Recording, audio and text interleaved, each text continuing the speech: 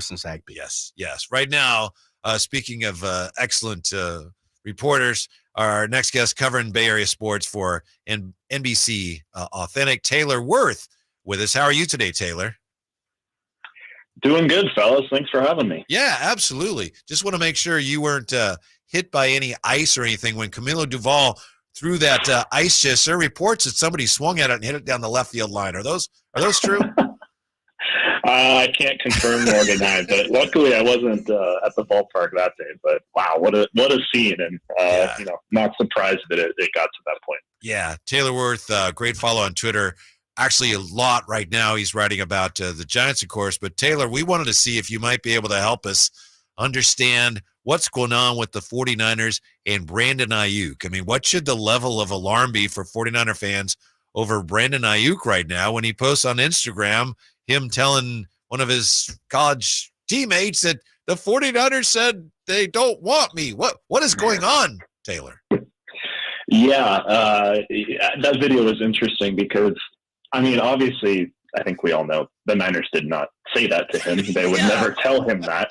So I think that's him inferring that based on, what they've been engaging with him on certain offers. But something about the video just seemed like, there might be a little bit of context missing. It's hard to make out what exactly the extent of that conversation was, when it happened, when it took place. So I'm going to, give the benefit of the doubt and just assume that maybe there's a little bit of context missing. And reading Ayuk's tone, it also seemed like he was kind of maybe tongue-in-cheek with it. Because, obviously the Niners would never say that. But it was an interesting video, and it's another one of these strategic social media, things that we've seen with the Niners and the Warriors players recently. And, I think there's obviously a little cause for concern just because, when nothing's happening, there's a lot of chatter and pessimism starts to creep in. And, I wouldn't take the video and ring the alarm bells just because of that. Yeah. Context. That's what you were saying. That's what I was saying. Context. We didn't get the beginning, the end, the middle. Like, we just got that quick little 10-second snippet. I'm with you, Taylor, when it comes to that. But I guess following that, Cab, the question for me to you is, what is the end-all end for the 49ers and Brandon Aiyuk when it comes to you? It sounds like, and we got a little info from Albert Breer of SI. He said he's hearing the team and Aiyuk is going to probably settle on about $29 million. Is that what you see? And I know the wide receiver, market has definitely changed over the last couple of weeks. Do you think they settle right there?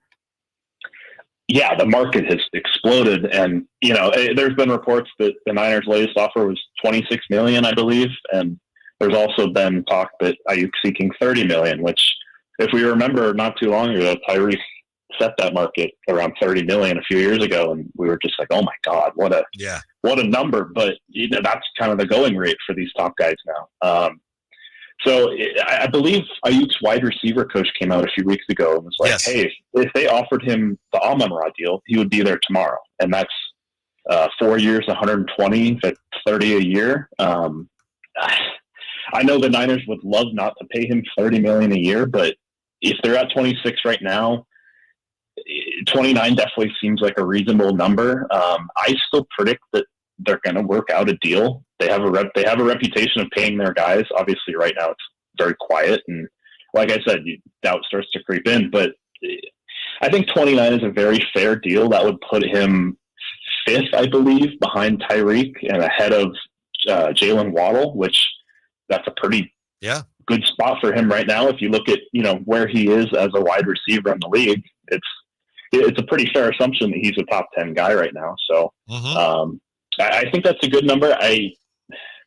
It's going to be hard to see them getting to 30 just because that's such a high number. But again, if you're at 29 and he's hard set on 30, then, well, one more million to go. Just give him 30 and, call it a day. But 29 definitely seems like a very fair price for him. Yeah. Taylor Wirth joining us from NBC Sports Bay Area. Obviously, the 49ers looking not only what they have to pay this year, but next year with Brock Purdy's deal coming due. What is Trevor Lawrence's new deal? What does it mean for Brock Purdy's next contract in your estimation? Well, I think a lot of people have been saying that 55 million a year is probably going to be the going rate. That's lower for Purdy, which is absolutely bonkers. But it's interesting with Lawrence and Purdy. There's this discourse about a number one pick versus the last overall pick, and kind of the expectations moving forward, and how their draft position might impact their contracts. And it's interesting to think that, maybe as the last pick in the draft, Purdy might be kind of creeping up against his ceiling. We look at his physical traits, and is he kind of at his best kind of right now, whereas Lawrence, is more physically gifted and, has maybe more room to grow. So maybe they pay Lawrence a little bit more for that potential, whereas Brock, if he repeats what he did this year, he's obviously deserving of a 50 some odd $50 million contract, but is there room for him to grow to, be worth even more? But if he has a similar season, it's hard not to see him getting $50 million a year, just because that's the market now, which is absolutely crazy, because we remember what the Niners paid Jimmy Garoppolo those years ago that made him the highest paid quarterback. That was $27 million a year. No. And so at this rate, it's hard not to see Brock, not breaking that $50 million per year range. But at the same time, I think it's also fair to point to, his potential versus other guys' potential. And the Niners might try and make that argument in negotiations. Like, hey, Brock's kind of at his ceiling in terms of potential, so we're going to pay him right now what he's worth, versus a guy like Lawrence, who the Jaguars are kind of paying for what he could be. So that's something I think could play a factor here. Hadn't heard that. Taylor's actually good. We're not just going to bring Taylor in for the negotiations. Yes. The arbitrator. He's going to bring it in. Yeah. I like that. God, no. Taylor, staying right there in Santa Clara in the 49ers, someone who did get paid, that's CMC, Christian McCaffrey, the best running back for my money in the NFL. And now we see him gracing the cover of the new Madden coming out here this upcoming year. And you wrote something on it about CMC and Madden. Is there still a curse? Is there not a curse? I know CMC has talked about. You say no curse, right, Jay? I say no curse. It's over. Pat Mahomes got the Super Bowl, baby. The curse is a wrap. But what's your thoughts on that, Taylor? Yeah, I don't think there's a curse. It's silly, and it's fun to think about. And every year when it happens, everyone's like, "Oh, the Madden curse got him again." But yeah, there's been a few instances now, and Mahomes broke it. And then there's been so many examples of guys who are on the cover and then go out and have like crazy seasons, but maybe don't win the Super Bowl. And I'm not counting that as a curse. But you go out and have a career year, it doesn't really fall under the curse category for me. But I'm really looking forward to someone asking McCaffrey after maybe he fumbles in a game, like, hey, is this the Madden curse or something? Because someone's going to do it. Someone's going to ask him the question, and he's just going to absolutely give him the stink eye, or he's going to hate hearing that. But now it's a fun thing to look at. But yeah, the curse has been broken. So, Niners fans rejoice. They're cursed enough as it is. They don't need to.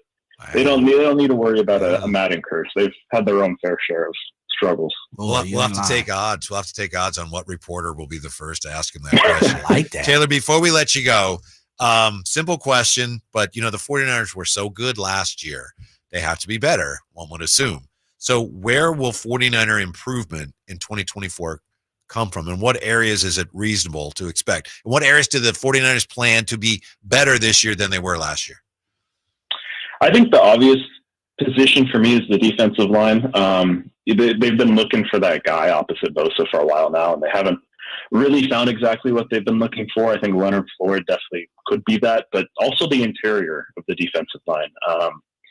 We saw last year when, some of their interior guys were hurt and banged up, like the interior just got gashed on the ground. And they've also been missing, I think, DJ Jones from a few years ago. He's been an elite run stopper. And that's a guy that I think they've been missing. So I think the defensive line definitely has the potential to kind of bring them back to that 2019 form. They've always been a good defense, but they haven't reached that level since 2019. So I'm definitely looking at the defensive line, and they have some intriguing names, but they had some intriguing names last year. So that's definitely the position group for me that I think can definitely take them over the top. Taylor, we live. We got one more, joined by Taylor Wirth of NBC's Authentic. We got to talk about Klay Thompson and unfollowing just about every single thing that has to do with the Warriors besides Santa Cruz. Is there anything to it? Or are you kind of like me where, look, social network is social network and you leave it there? I know we had the Brandon Aiyuk situation when you first came on. We talked about that on his TikTok. What's your thoughts on Klay Thompson unfollowing the Warriors on his social networks? Yeah, it's one of those things that we see now, like all the time with star players in any sport. Like they go unfollow their team and their teammates, and we make a big deal out of it. But it's just kind of the nature of the business. These guys putting it out there to teams like, hey, I'm able to go. I'm to be got right now. You can come get me. I'm keeping my options open. But again, it's like Aiyuk and Klay are kind of in a similar position, just in terms of star players who might not be super happy with the financial offers they've received, and kind of taking it out on social media and having some fun with it. But with Klay, it's going to be a really difficult decision to leave. He's going to play the mark. He's going to play the field. He's going to receive offers. But I would be surprised if he actually does move on this offseason. And the Warriors, they kind of have an obligation to do this and close this thing out right. And, do they want to pay this version of Klay Thompson $35 million a year? Probably not. But, at some point you got to just, I think he wants 3 years, and he's going to have to take a pay cut. So if you offer him 3 years and $105 million, I think they'd be okay with that. But I think they have an obligation here to do right by him and the fan base, and close it out on the right note. Get him and Draymond and Steph and Steve Kerr all going out at the same time. I think that's ideally what they'd like to do. Taylor Wirth, as we say, a great follow. NBC Sports Bay Area. Covers the 49ers and the Warriors and the Giants. We appreciate your time, Taylor. Hope to talk to you again soon. Yes, sir. Anytime, fellas. Take care.